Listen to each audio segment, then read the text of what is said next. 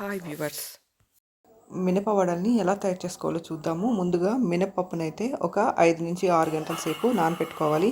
Night మొత్తం నానపెట్టేస్తారంటే morning ఇలా mixie జార్లోకి తీసేసుకొని అందులోకి 1/2 టీ స్పూన్ మిరియాలని, తగినంత రాళ్ళు ఉప్పుని, ఇంకా ఒక 5-6 వెల్లుల్లిపాయలని వేసుకొని గ్రైండ్ చేసుకోవాలి. మెత్తటి పేస్ట్లా గ్రైండ్ చేసుకోవాలన్నమాట. తర్వాత కొత్తిమీర ఆకును కూడా కడిగేసి సన్నగా తరిగి పెట్టుకోవాలి. ఆ తర్వాత ఒక పెద్ద ఉల్లిపాయని చిన్న చిన్న ముక్కలుగా సన్నగా కట్ చేసి రెడీగా పెట్టుకోవాలన్నమాట. ఇప్పుడు మనం గ్రైండ్ చేసి పెట్టుకున్న పిండిని ఒక వెజల్లోకి ట్రాన్స్ఫర్ చేసుకుని అందులోకి మనం ఇప్పుడు తరిగి పెట్టుకున్న కొత్తిమీరని, ఇంకా మనం తరిగి పెట్టుకున్న ఉల్లిపాయ ముక్కల్ని వేసేసి బాగా మిక్స్ చేసుకోవాలన్నమాట. ఈ బ్యాటర్ని ఎంత బాగా మిక్స్ చేస్తే అంత బాగా వడలు ఫ్లఫీగా వస్తాయన్నమాట. బాగా కలపాలి పిండిని. బాగా కలిపారంటే వడలు బాగా ఫ్లఫీగా వస్తాయన్నమాట. ఇక్కడ చూడండి, ఇలా బాగా మిక్స్ చేయాలి. మీరు బ్యాటర్ని అంటే ఈ వడపిండిని ఎంత బాగా కలిపితే అంత బాగా వడలు వస్తాయన్నమాట. పిండిని బాగా కలిపేసి ఒకసారి సాల్ట్ సరిపోయిందో లేదో చెక్ చేసుకోవాలి. పెనం పెట్టి అందులోకి డీప్ ఫ్రైకి సరిపడా ఆయిల్ అయితే వేసి ఆయిల్ని బాగా వేడి చేయాలి.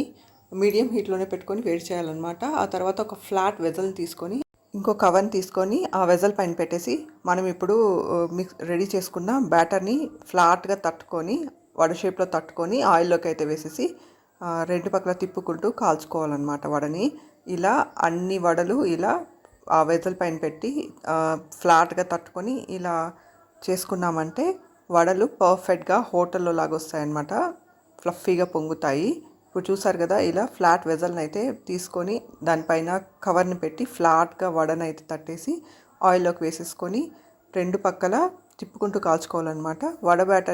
వడర్ బ్యాటర్ని తీసుకునే ముందు చెయ్యిని అయితే తడి చేసుకోవాలి. అలా తడి చేసుకోవడం వల్ల ఈజీగా బ్యాటర్ ఆయిల్లో వేసేటప్పుడు రిమూవ్ అవుతుందన్నమాట. ఇది వచ్చేసి వడ చేయడానికి సింపుల్ ట్రిక్ అనమాట.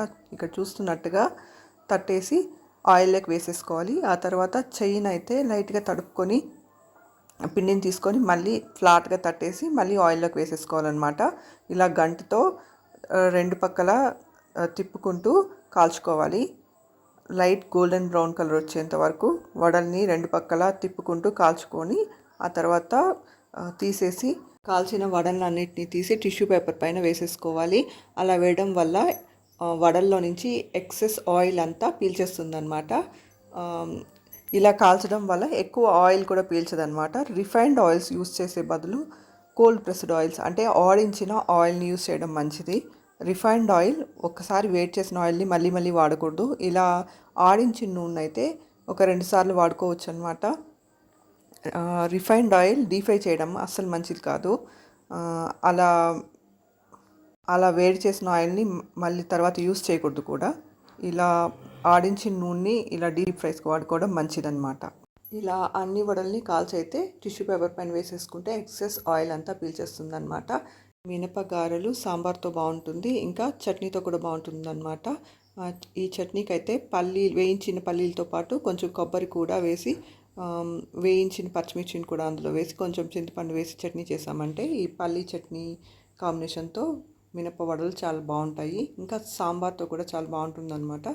ఇలా మినపగారెలు చేశారంటే వీక్గా ఉండే పిల్లలు కొంచెం బాగా స్ట్రాంగ్గా కూడా అవుతారనమాట. ఇందులో చాలా ప్రోటీన్స్, విటమిన్స్, మినరల్స్ అన్నీ ఉంటాయన్నమాట. ఎప్పుడో ఒకసారి డీప్ ఫ్రై చేసిన ఫుడ్ తింటే మంచిది. పిల్లలకు కూడా అప్పుడప్పుడు పెట్టచ్చు అనమాట.